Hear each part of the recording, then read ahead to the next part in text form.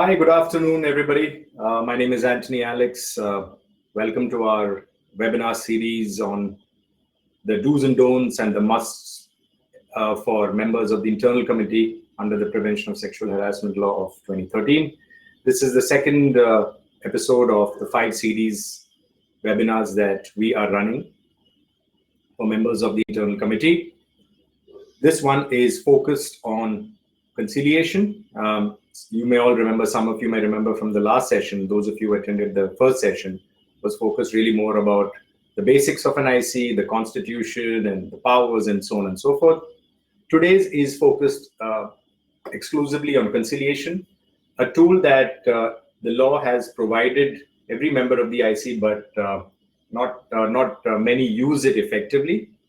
Before we dive into the sort of session on conciliation, I just wanted to remind all of you about our webinar calendar. This is the second session that, as I mentioned earlier, the session on 5th September at 3 p.m. This is the second session that we're holding on the conciliation process. The next one will be on 18th October at 3 p.m., which is on inquiry and investigation. This is the first of 2 parts, which is going to focus on inquiry and investigation. The second part of the inquiry and investigation workshop or webinar will actually be on 15th November. And thereafter, a very critical component of being a member of the internal committee, which is order writing, documentation, etc. That is going to be in our sort of final session, which is on December 13th, again at 3 p.m. Now, bear with us. Sometimes the dates do move around a little bit, although broadly these dates are cast in stone. But in the event we are forced to, for a variety of reasons, to move the dates by a day or 2 here and there, you will, of course, be notified by email. For those of you who have signed up, you will be notified by email as to whether the dates have changed or whether they remain the same. You will get a reminder on the day of the webinar and a few days before the webinar. So without further ado, I'm going to dive straight into our session on conciliation. We're going to focus on today's session on conciliation processes and the process and best practices. Please, as you know, typically what we do is we finish the entire session. That's for about 25 to 30 minutes. Thereafter, we'll go through all the questions. Feel free to leave your questions in the box that you'll find on your chat screen, which is only for questions. So do leave your questions there, and I'm going to pick up as many of the questions that I can during the course of, once I've completed the session, and I'd be happy to answer as many questions as possible within the time that we have. So we're going to focus, as I said, on the process and the best practices. Now, what's very, very interesting about conciliation is that it is a wonderful tool in the armory of an IC member or a committee as a whole, because it provides the committee an opportunity to settle matters without going through the full inquiry route. So basically, what the Posh Law 2013 provides is two options. One is the option to settle a matter through conciliation, and the other is the full-blown inquiry process, right? So today we're going to focus on what are the do's and don'ts around settling a matter through conciliation, and what are the different ways in which we can achieve that, right? So what is conciliation? I mean, if you take a look at the dictionary meaning of conciliation, essentially, I mean, the legal sort of meaning really is one that is focused on settling disputes in an amicable manner through extrajudicial means, essentially meaning that you don't, without having to resort to court. Conciliation means bringing 2 opposing sides together to reach a compromise in an attempt to avoid taking a case to trial. So most legal jurisdictions, including India, provide for conciliation as an option. The 2 opposing parties have the option to settle a matter through conciliation without having to go in for a full-blown trial. What the framers of the 2013 Posh Law have done is provided that option even for cases of sexual harassment that go before the internal committee.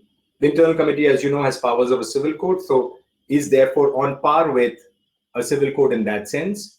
Therefore, when you file a complaint, if a complaint is filed with the internal committee of a company constituted legally under the Posh Law 2013, then one of the two options that are available to settle the matter is conciliation. What is really the objective? The objective is potentially in lower intensity cases, the IC can actually get both parties across the table. Sometimes it's a misunderstanding. Sometimes all the complainant wants is to quickly resolve the matter without really going through the full-blown trial process or the inquiry process, as it's known as under the 2013 law.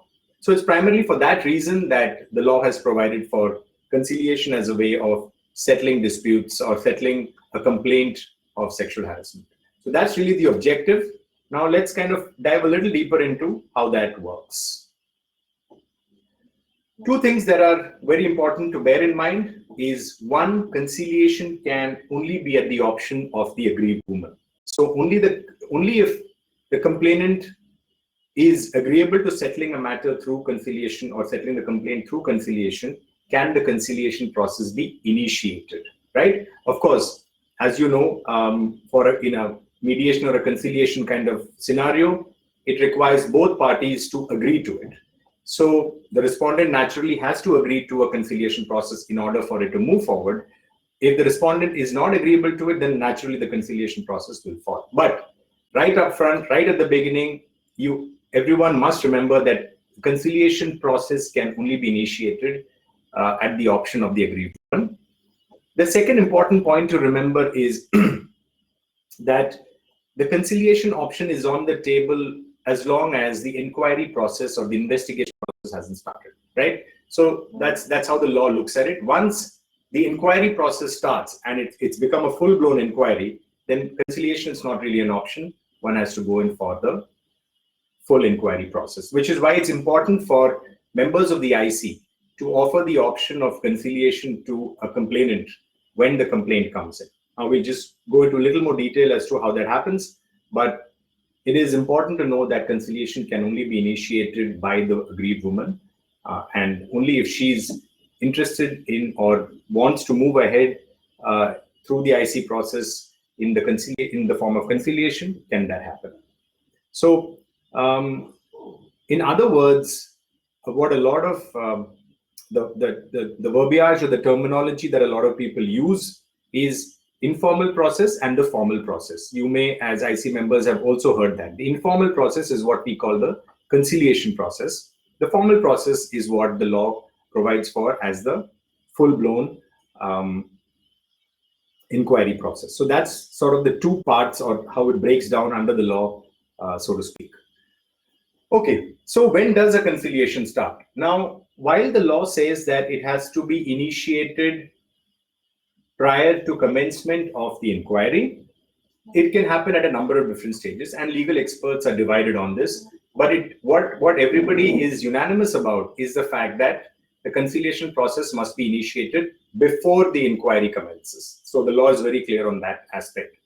Now, if you are the view typically quite a few experts seem to take is that the process can commence once the complaint has come in and the complaint has been forwarded to the respondent. The respondent has sort of reviewed it and sent back their response to the IC. So two parts of how the entire IC process works has been kicked off.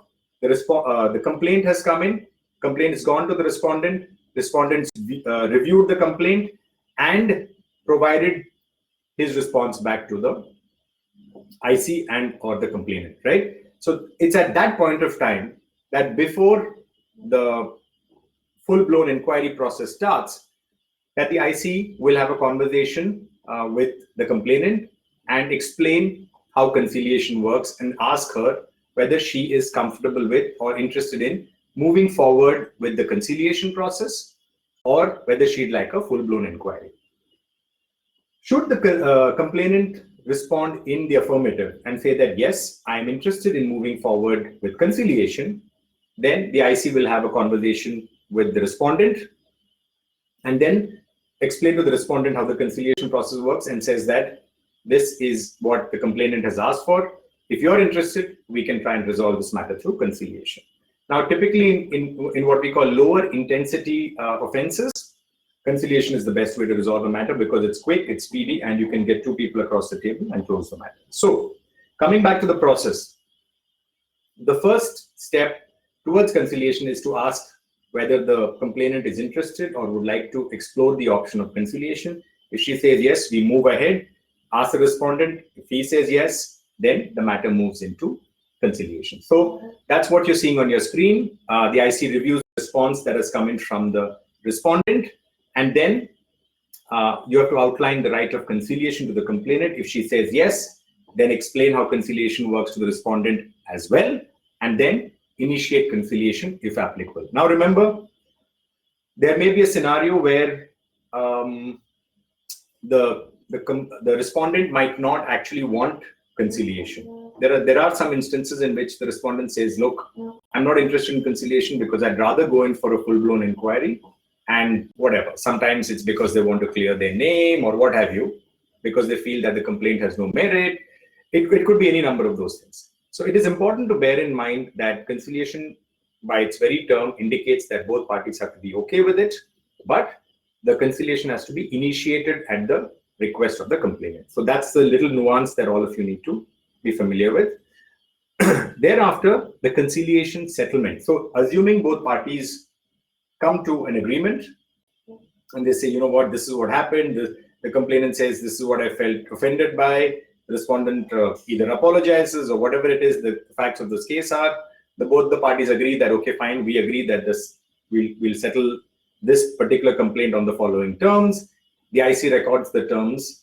That's what it's called, recording the conciliation settlement. So the terms are recorded by the IC, signed by the complainant, signed by the respondent, and signed by the members of the IC. And you have commenced and closed the IC conciliation process. It's important to remember in this that the IC is not acting as a, let's say, in a judicial capacity as it would if it were an inquiry. The IC is actually acting more in the capacity of a mediator, as somebody who's trying to get two parties to see each other's point of view, get them to come to a middle ground and assist in that process. So that's really what the conciliation process is, and that's the role of the IC. So there's a difference between what an IC does when it is assisting in a conciliation and what it does or what its role is when it's assisting or when it's actually looking into a matter through a full-blown inquiry. Now, the last bit that's very important to remember is the IC's job doesn't end by just signing the conciliation terms and closing the matter. The IC thereafter has to follow up. The IC has to follow up and assist in the implementation and monitoring of the conciliation settlement. What does that mean? So let's say the conciliation, the parties agree that the complainant was right in feeling offended, she felt sexually harassed, and the respondent has apologized and has said that you will get a written, part of the terms is that the respondent has said, I will give a written apology within 7 days from the date of the conciliation settlement. Now, if the IC has to follow up and ensure that all the sort of I's are dotted and T's crossed to ensure that that particular matter is closed. So if there is something that has to be obtained from the respondent, then IC needs to ensure that that is obtained, and then only the matter is considered as closed. So that's what it's meant by assisting implementation and monitoring of conciliation settlement. We have to ensure that the conciliation settlement has reached its logical conclusion. There is another aspect to this as well. What happens is that sometimes the conciliation may have closed, that matter may have closed, but you may find that the respondent is continuing to engage in the behavior that brought about the complaint and consequently the conciliation order in the first place. In that situation, the IC will again have to look into the matter, and it may well become a full-blown inquiry if that is the case. But more on that, we'll come to that later. So that's sort of broadly how the conciliation process works. Now, these are some of the things that an IC member needs to bear in mind when they are facilitating conciliation, right? So these are the key points. So as I've already mentioned, it can only be at the behest of the aggrieved woman. It cannot be at the behest of the respondent or even the IC for that matter. So the critical person in the entire conciliation process is the aggrieved woman or the complainant, right? She needs to be comfortable with the conciliation process, and she needs to feel that that is the solution that she is seeking. And if the respondent then agrees, then they move ahead. So it has to be at the behest of the aggrieved woman. Secondly, and very, very important and very critical, is that money cannot be the basis of conciliation. So, for example, a settlement terms that may be arrived at between two parties cannot, for example, state that the respondent has apologized and has agreed to pay the complainant, say, ₹1,00,000 or whatever it is that amount is that is considered to be appropriate or that the two parties have agreed to. That cannot happen in a conciliation. Why is that? Because the lawmakers did not want a situation where conciliation is used more as a tool to close matters by paying cash or compensation. The law does provide for payment of compensation, but that can only be at the discretion of the IC, and that too in a full-blown inquiry process. In a conciliation, money cannot change hands. Money cannot be the basis of any settlement terms that are arrived at. So this is a very, very key aspect of the law, something that all of you must bear in mind when you are facilitating closure of a matter through conciliation. Now, some of the sort of other aspects that one needs to bear in mind. It's important to sort of adopt a very calm and conversational manner, because it is important to get both parties to be comfortable. Both the complainant and the respondent have to be comfortable in the setting and with the fact that we are looking at a conciliation scenario. It's important that the IC should not sort of pressurize either party into a conciliation settlement because it feels it's the best way forward. Rather, it should facilitate it. So both parties should feel that this is exactly what they both should feel a sense of wanting to close or take the matter forward through conciliation. So the fourth point, encourage conversation between parties, very, very critical. So if the IC members themselves are calm and conversational, you will find that conversation happens automatically. The process might vary depending on the IC members and the style they adopt. You may first have a conversation with the complainant, then have a separate conversation with the respondent, and try and see if the two of them are close to sort of meeting, on a common ground.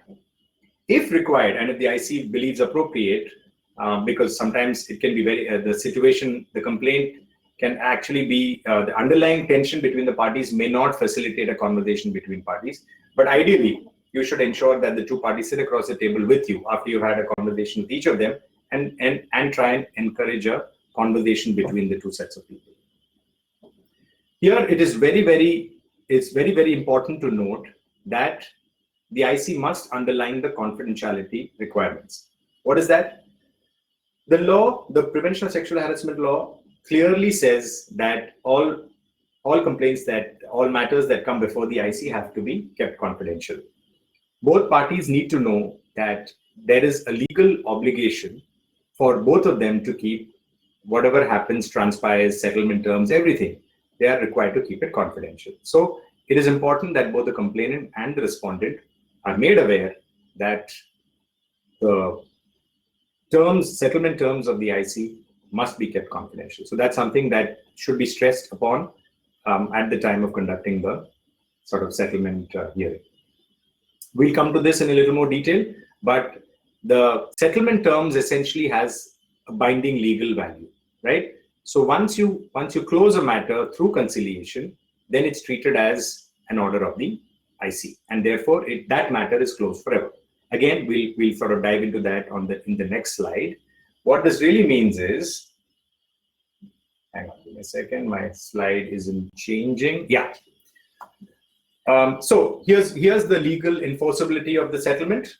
What it really means is that if the parties agree to settlement terms, then a binding order is passed by the IC. So what it says is that if the complainant, respondent, they both say, yes, we agree, these are the terms, and this is how it's going to happen, then the IC passes a binding order, which will be binding on both parties. In the event that, let's say, the order requires either party, mostly it is the respondent who needs to do something, under that conciliation terms. If they're required to say, let's say, give an apology within 7 days or 14 days, or give something in writing, or whatever it is that they've agreed to, barring sort of money or sort of money exchanging hands, then the complainant can actually go back to the IC and request for a full-blown inquiry, which means then that the conciliation is off the table. So that's the only exception. Otherwise, once the conciliation terms are passed, it's cast in stone. It closes the case forever. You cannot, neither party can reopen that case, right? The only exception is that if either party is required to do something under the order and they don't comply with that requirement within the time frame that is specified in the order, then the complainant can go back to the IC and sort of request for a full-blown inquiry, right? So that's basically how the IC process works. If both parties abide by the terms, particularly the respondent, because mostly in conciliation terms, a respondent would have to do something in terms of either an apology or anything else that is agreed to between the parties that would be required to be done by the respondent. And if the respondent so agrees and abides by the terms, then that matter is closed forever. This is very, very important for all of you to know and understand. That matter cannot be reopened on that particular issue. Now, in the event the respondent does commits a similar act again, either with the same complainant or with another person, then that is treated as a fresh cause of action, which means it allows the complainant to, it allows whoever is aggrieved to go back to the IC with a fresh complaint, and this time they may not obviously opt for conciliation, but that's treated as a new complaint. For whatever has happened, the incident that has happened, under which the settlement terms have been arrived at, that is considered to be closed once the IC has recorded the order or the settlement terms and the parties have abided by it. That case is closed and cannot be ever reopened again. So that's sort of how the conciliation process works. Now, some of the red flags that IC members need to bear in mind are as follows. One is if there's an undue haste or reluctance on part of the aggrieved woman to reconcile. So, sometimes some of this is really a lot of gut instinct, right? As humans, we all have a gut instinct about whether something is right or wrong. And when you find that there is either, undue haste, that means the complainant is in a tearing hurry to say, no, I want to close this, I want to close this, I want to get on with my life, I want to close this case and move on. Or if they are dragging their feet a lot, it could mean that there is something underlying which needs to be probed further. For example, it could be external pressure from the employer, a senior member of the management saying, listen, I'd like you to close this through conciliation if you value your sort of role in the organization, or if you want to continue working for us, or what have you. Or it could be, supervisors, it could be other peer pressure, what have you. Now, if that is the case, then the members of the IC have a very delicate task at hand. You basically have to find out what is the issue that is bothering the complainant and who are the people pressurizing the complainant. You have to get that information out in a way that at the same time, by reassuring the complainant that you have the power and authority to ensure that no victimization or retaliation will happen against her in the event she does not reconcile the matter. So it's very important for IC members to also probe a little further. If you feel that the complainant is coming under extreme pressure to settle. It could also be that the two parties have had a history of issues. It could also be that another red flag could well be that it is a consensual relationship that has gone sour. We don't know. It could be 100 reasons. So it's the bottom line that I want to leave with all of you is remember the cardinal rule. If you feel that something is not right, then probe further. Always probe further to ensure that you are getting exactly what you are getting to the bottom of the matter. Sometimes complainants are under tremendous pressure to settle and they may not want to settle. So these are all the things that a good IC, a well-trained IC, and an IC that's not in a tearing hurry to close the matter, but wants to actually do justice will do. You have to make sure that you get to the bottom of the matter before you close the matter or before you push through the settlement terms. So these are some of the red flags that you must bear in mind as members of the IC, so that this is sort of, these are some of the things that mean that you have to dive a little deeper before you close out on that particular case. Now, so in a nutshell, what does this mean for, I'm just trying to sum up essentially what the entire conciliation process is. For an IC member, it is critical to adopt a neutral stand. Now, as an IC member, if you are, whether you are in a conciliation process or whether you are conducting a full-blown inquiry, at all points of time, it is very important to ensure to keep your body language neutral. Both the parties should feel that your only interest is in settling the matter amicably between the parties, and that you don't have any other vested interest, or you're not supporting one party against the other. That is very, very critical. So adopting a neutral stand is very, very important. It's also important to give both parties a fair hearing, right? So when you hear the complainant out the first time or the second time, or how many other times she needs to have a conversation, and likewise for the respondent, ensure that you give them both a fair chance to give their side of the hearing. Do not have any prejudged issues, do not have biases. Try and keep an open mind. And sometimes this is hard in a company because you work with some of these people, right? You may have worked with either the complainant or the respondent in the past, or you may know them very well. Then it becomes very difficult to actually stay neutral and unbiased, but that is critical. You have to actually stay neutral, unbiased, and give both parties an opportunity of being heard. Thereafter, once you've heard both parties, you have to get to the bottom of the issue. Identify the core issue. What is it that the complainant felt aggrieved about? What is it that the respondent sort of did?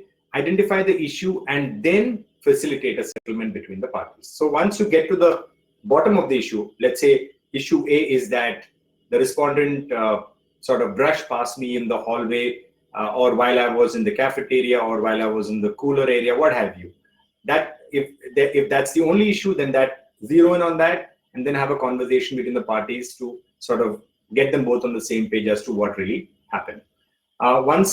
Sometimes, even though the respondent might say that, look, I never did this, but I'm ready to apologize and move on, you could consider that and see if that is a way to kind of close the matter. Although ideally, it's best that you get the party to also agree that what they had committed, the offense that they've been accused of doing, they agree to it, because then they realize the importance, they realize the significance, and they realize that if I've done this, I should not be doing it again, if nothing else, because of the legal consequences, right? So it's an opportunity for the IC also to sort of instill sort of the right message to both parties, particularly the respondent, to say that while this is a conciliation, you need to ensure that this doesn't happen again, and that we'll close this with an apology or what have you.